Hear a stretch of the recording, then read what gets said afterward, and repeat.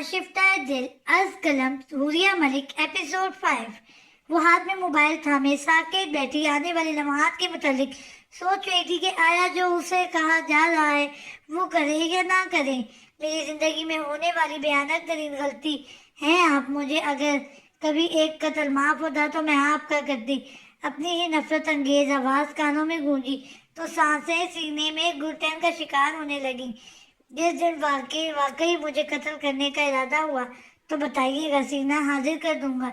जवाबन उभरने वाले गंभीर लहजे पे वो बेचो-ताप खाते हुए उसने सर झटका। चुप। बीते दिनों की पछतावों और कसरत से लबरेज यादों पे उसकी आंखें आंसुओं से लबालब भर गईं। ऐसा काम जो वो कुछ साल पहले करना चाहती थी वो करने का उसे अब मौका मिल रहा था, लेकिन अब न जाने क्यों दिल और दिमाग बगावत पे आमादा था। वो सोचों की यलगार में गर्क थी कि वो जब उसने एक बेहंगम सी आवाज उस आवाज में वो गहरे ख्वाब से जागी तो देखा उसके हाथों में पकड़ा मोबाइल ठड़ठड़ा रहा था। कांपते हाथों से कॉल पिक करते हुए उसने मोबाइल कान से लगाया तो दूसरी जानिब मौजूद अपने अध जले चेहरे को आईने में देखते हुए खौफनाक आवाज में बोला, पैगाम तुम्हें मिल चुका होगा। इस आवाज पे नूरे ने दिल में नूरे के दिल में यकलक खौफ और नफरत का तूफान बेफल उठा।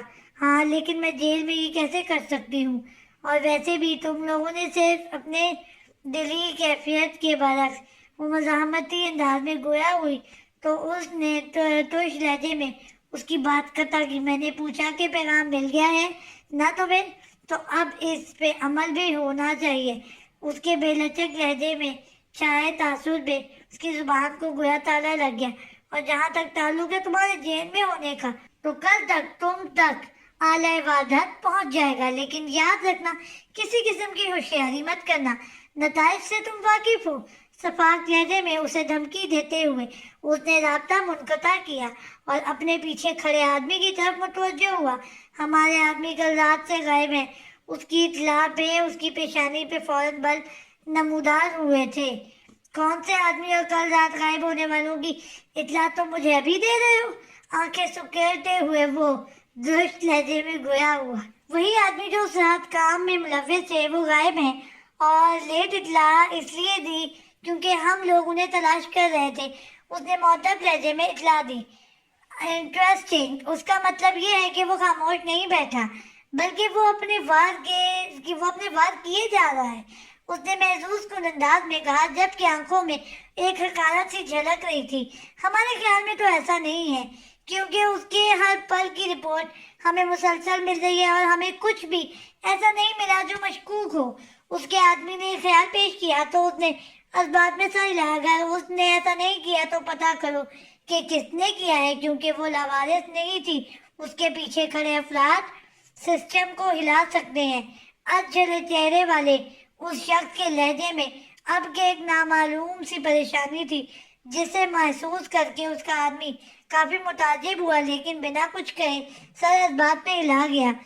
जबकि जेल की सलाखों के पास सब कुछ हार के बैठी नूरे खानजादा के होंठों पे फकत एक ही दुआ थी कि 24 नवंबर को हमास खानजादा जेल तो क्या पाकिस्तान में भी मौजूद ना हो। Scene change. अब्बास में कंबल फैला के एक मोहतात नजर उस पर डाल के वो मुड़ी और कमरे का दरवाजा खोल के बाहर निकल गई।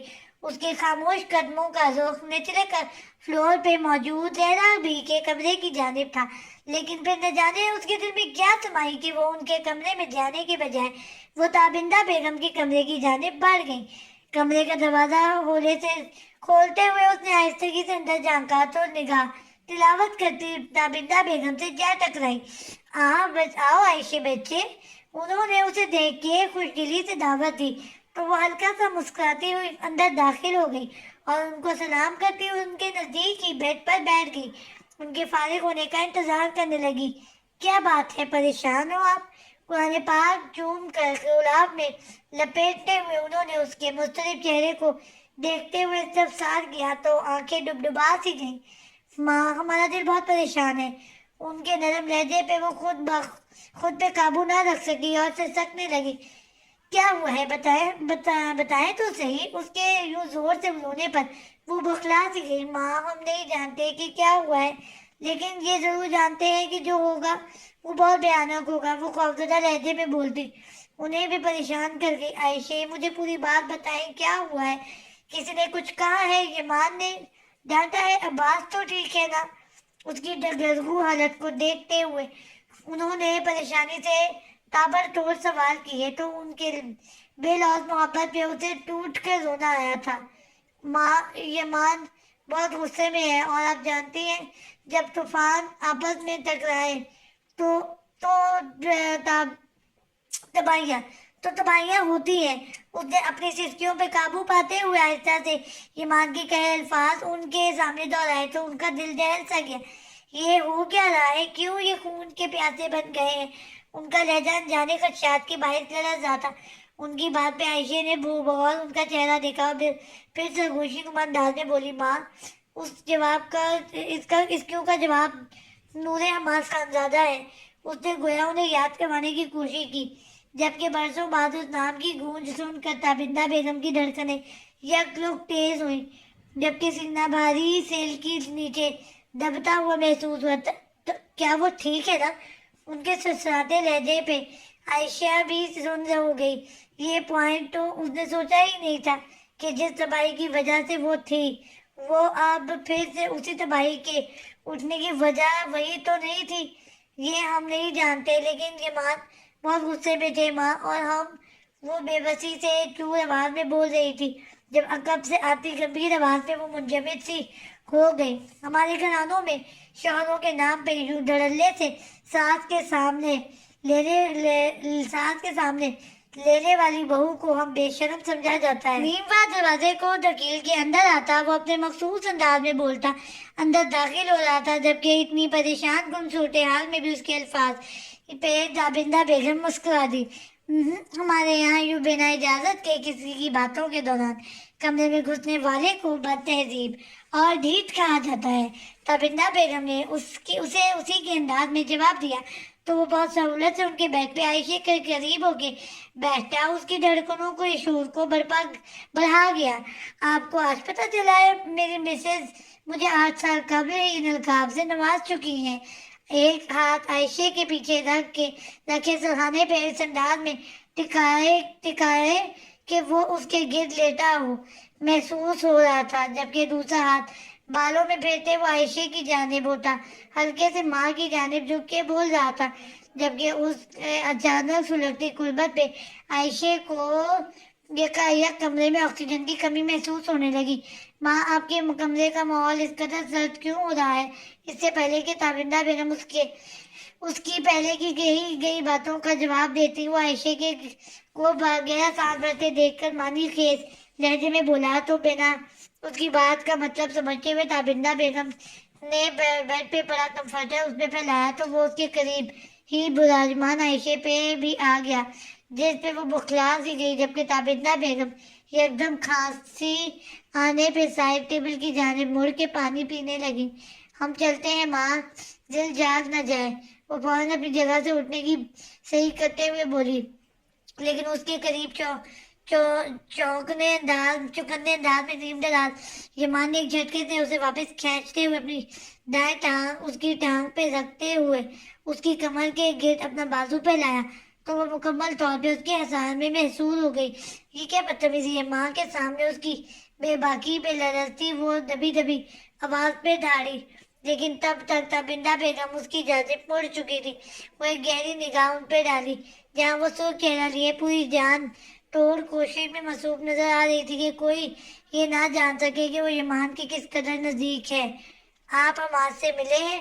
ان دنوں میں عائشہ کی شرم اور بیٹے کی ڈٹائی کو نظر انداز کرتے ہوئے انہوں نے سنجیدگی سے سوال کیا تو عائشہ کے گرد لیٹے اس کے ہاتھ نے زور سے اس کے پیروں پہ دباؤ ڈالا تو عائشہ نے بمشکل اپنی چیخ کو ضبط کیا، لیکن چہرے کی بتدریج بڑھتی سرخی کو قبضہ کر سکی۔ آپ جانتی ہیں کہ میرے اس سے ایسے محبت نہیں ہے کہ میں اس سے ملوں، لاپرواہی سے کہتے ہوئے اس نے اب کی بار نشانہ عائشہ کی پرلی کو بنانا چاہا، لیکن اس کے پاؤں ہلاتے ہی عائشہ کو اس کے ارادے کی خبر ہو گئی، اس لیے فوراً اس نے کمفرٹر میں اپنے پاؤں آگے کی طرف سمیٹے اور تلخی سے اسے دیکھا۔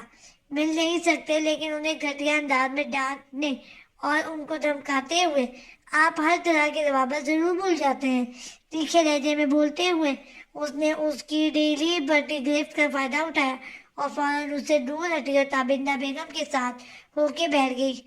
میں ان بے مقصد باتوں کا مطلب نہیں سمجھا۔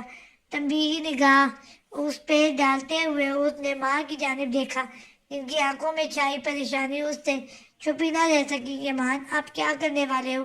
ان کے لہجے میں ایک نامعلوم سا خوف تھا جس نے اس کو بہت بری طرح متاثر کیا۔ ماں ہاتھ بند چکے ہیں میرے، چاہ کے بھی کچھ نہیں کر پا رہا۔ گہری نگاہ ماں کے پہلو سے لگی، بیوی پر ڈالی، لیکن اس کے لہجے کی شکستگی ماں سے چھپی نہ رہ سکی۔ یہ مان کیا ہوا ہے؟ ان کا دل چاہ جیسے ان کے دل نے جیسے کسی انہونی کے خیال سے لڑز رہا تھا۔ زیادہ کچھ نہیں ہوا، بس یہ ہوا ہے کہ آپ سب کے چہیتے حماس خانزادہ کے بیوی پچھلے 4 روز سے ہوٹل کے کمرے میں ایک آدمی کو قتل کے جرم میں جیل میں قید ہے۔ وہ جو یہ سب ابھی بتانا نہیں چاہتا تھا، بات کے پھیلنے اور حویلی کی مردوں کی خبر ہونے کے بعد اسے مزید چھپا نہ سکا، لیکن اس خبر کو سننے کے بعد تابندہ بیگم کے چہرے کی رنگت زرد پلٹی احساس دلایا کہ اسے کم از کم انہیں یہ خبر نہیں دینی چاہیے تھی، جبکہ دوسری جانب عائشہ کی حالت بھی کچھ کم نہ تھی۔ یہ خبر ہی ایسی تھی جو رگوں میں تیرتے خون کو بھی منجمد کر گئی۔ 4 روز سے قتل، جیل، تابندہ بیگم کے ہونٹوں سے لفظ ٹوٹ ٹوٹ کے نکلے۔ جی، اور مزے کی بات سنیں کہ آپ کے ہائیلی اپروچ چہیتے بیٹے کے باوجود وہ جیل کی 4 دیواری میں راتیں گزار رہی ہے۔ اس نے چبھتے ہوئے لہجے میں بات مکمل کی تو عائشہ نے خالی نگاہوں سے اسے دیکھا۔ لیکن نورے ہوٹل میں اس آدمی کے پاس کرنے کیا گئی تھی؟ یہ سوال بیٹے سے پوچھتے ہوئے تابندہ بیگم کا دل چاہا زمین پھٹے اور وہ اس میں سما جائیں، جبکہ دوسری جانب ان کا سوال سن کے وہ لب بستہ ہو گیا، کیونکہ یہ سوال ایسا تھا جس کا جواب اس کے پاس بھی نہیں تھا۔ سین چینج۔ تمہارے سب موسموں کی خیر ہو میرے سخی۔ ہمارے وقت میں لکھی گئی خزاں کی شام ہے۔ اپنے لگژری آفس میں موجود صوفے پہ بیٹھا وہ سپاس تاثرات کے ساتھ سامنے کھڑے معزم کی باتیں سن رہا تھا۔ جیسا آپ نے کہا تھا سب کچھ ویسا ہی ہو رہا ہے۔ اس کے علاوہ جو کل آپ کا جلسہ ہے وہ روبوٹک انداز میں اطلاعات دے رہا تھا۔ جب اس نے اس کی بات قطع کی، کل جلسہ نہیں ہوگا، اس نے سنجیدگی سے کہا تو معزم اس اچانک رد و بدل پہ بہت حیران ہوا، کیونکہ ایسا پہلی بار ہوا تھا کہ اس نے اپنے بنائے گئے پلان میں تبدیلی کی تھی اور حویلی میں مسلسل رابطے کی کوشش کی جا رہی ہے۔ اس نے مزید اطلاع دی تو اس کے خوبصورت ہونٹوں پہ تمسکرانہ تبسم بکھرا۔ کل چلتے ہیں حویلی والوں کے پاس اور ایک چکر اپنے سسرال کا بھی لگا کے آتے ہیں، کیونکہ گھر جا کے بنا گریبان تھامے، بنا ہاتھ لگائے دشمن کو ہرانے کا مزہ ہی کچھ اور ہوتا ہے۔ گزشتہ روز اپنے اور عباس کے مابین ہونے والی گفتگو کو یاد کرتا وہ محسوس کن انداز میں بولتا سلگانے لگا، جبکہ اس کی بات کا مطلب سمجھتے معزم نے ہولے سے سر ہلایا، جبکہ سگار ہونٹوں میں سے لگائے۔ حماس کی سرمئی نگاہیں آفس ٹیبل پہ پڑے کیلنڈر پہ ملحوظ تھی، جہاں 24 نومبر جگمگا رہا تھا۔ اپنے کندھوں پہ سیاہ چادر پھیلائے، سین چینج۔ اپنے کندھوں پہ سیاہ چادر پھیلائے وہ دونوں اسی میں چھپائے پریشانی وہیں بے چینی سے اس 4 دیواری میں ادھر سے ادھر پھر رہی تھی۔ یا اللہ، صرف آج کے دن میری سن لے، دل ہی دل میں کہتے ہوئے اس نے ہاتھ میں تھابی تیز دھار نائف کو بے بسی سے دیکھا۔ گہری ہوتی شام کے گزرتے پلوں کو کے ساتھ اس کا دل بیٹھا جا رہا تھا۔ پچھلے 2 روز سے وہ جیل نہیں آیا تھا، اس لیے ابھی ادھر ادھر چکر لگاتی وہ آج بھی اس کے نہ آنے کی دعائیں مانگ رہی تھی۔ اسی پل اچانک پوری جیل گہرے اندھیرے میں ڈوب گئی تو قیدیوں اور سپاہیوں کی یکلوک بلند ہوتی آوازوں پہ اس کا خوفزدہ دل سینے میں ڈوب کے ابھرا۔ اسی پر اسے محسوس ہوا جیسے کوئی جیل کا دروازہ کھول کے سلاخوں کو پار کرتا اندر داخل ہوا ہے۔ یہ احساس اس کے رونگٹے کھڑے کر گیا تھا۔ اسے فوراً مغرور شکل والے شخص کا خیال ہے، سے پہلے کہ وہ کوئی حفاظتی قدم اٹھاتی یا اپنے ہاتھ میں تھامے آلے کا استعمال کرتی، نوازت اسے اس کے حکم میں اپنے احسان میں لیتے ہوئے اس کے ہاتھ پیٹ پہ باندھتے اپنے ہاتھ کی سخت گرفت میں لیے تو اس سے پہلے کہ وہ کچھ بولتے اس شخص کا دوسرا ہاتھ اسے اپنے ہونٹوں میں محسوس ہوا تو اسے اپنا دم گھٹتا ہوا محسوس ہوا. میں اپنا تعارف اتنی جلدی نہیں کروایا کرتا مسز خانزادہ.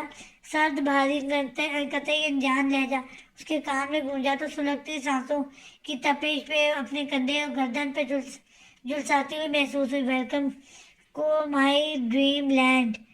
یہ سیاہ پی کیپ کو اس کے رخسار کے ساتھ ٹچ کرتے ہوئے وہ بھاری خوابیدہ لہجے میں بولا تو اس کی انجان قربت نامانوس لہجے اور ہونٹوں پہ جمی بے رحم گرفت اور اس کے تاریخ کی اور اپنے ماضی اور حال سے وابستہ اس افرید کے خوف نے اس کے اعصاب کو اس بری طرح سے متاثر کیا کہ وہ حواس کھوتی اس پراسرار شخص کے بازوؤں میں بکھر گئی. Good job. اسے یوں ہوا سے بیگانہ دیکھ کے اس کی خوبصورت آنکھیں مسکرائی تھی. اپنی مضبوط بازوؤں نے اس کے کومل وجود کو خود میں سمیٹا. اس سے 1 گھنٹے بعد لاہور سینٹرل جیل سے نور خانزادہ کے اغوا ہونے کی خبر. کے بلڈنگ کی پرتعیش آفس میں بیٹھے حماس خانزادہ لاہور سینٹرل جیل جاتے یمان خانزادہ علی پور سیدھا میں واقعی لال حویلی بڑی حویلی کے تمام افراد اور ان لوگوں سے کئی میل دور اپنے لگژری بیڈ روم میں بیٹھے ادجرے چہرے والے شخص سمیت پورے شہر کے عوام کو ٹھٹھرا گئی جاری ہے.